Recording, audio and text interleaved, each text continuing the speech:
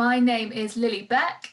I studied for an MA in creative writing and I graduated in 2016. I'm the assistant head of English and Humanities at an independent secondary school in Leamington Spa.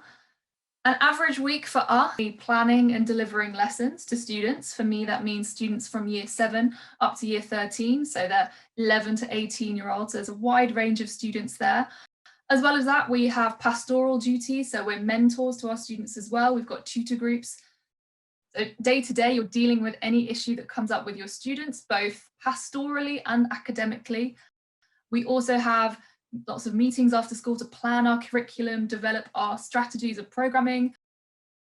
And of course, there's then all the marking of student work as well that we have to do.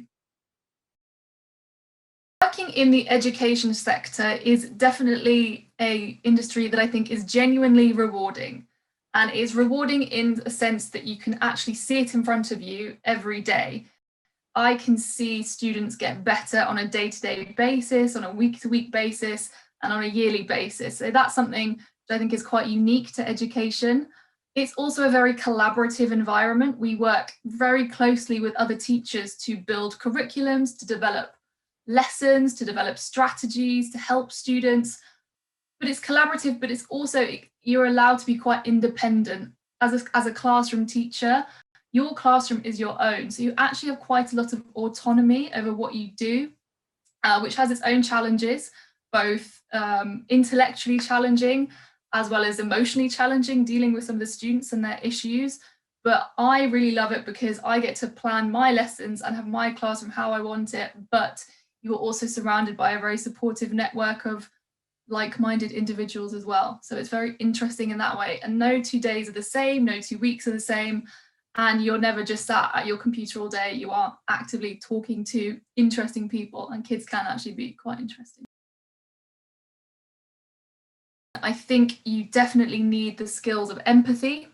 So being able to relate to and understand your students and understand what they're going through and that they've come from a kind of myriad of different backgrounds. Patience, because they're not always going to do what you ask when you ask it. And adaptability and creativity. And that's, I think, certainly where my creative writing degree came into play. We had to be very adaptable. We had to work with each other.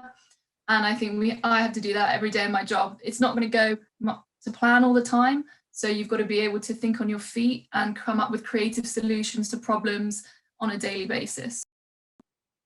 My top tip for breaking into the education sector would definitely be to do some work experience. If it is something you're interested in, find a local secondary, primary school, college, and email them and ask to go in and observe for a day. Most schools are more than happy to let you do that, to observe different lessons. And doing that will give you a really good indication if it's something you're interested in, if you like the look of it, or if you don't. And then if you do quite enjoy that day, you can move that forward and do a PGCE or teacher training program elsewhere, but definitely try and get some work experience before you do so.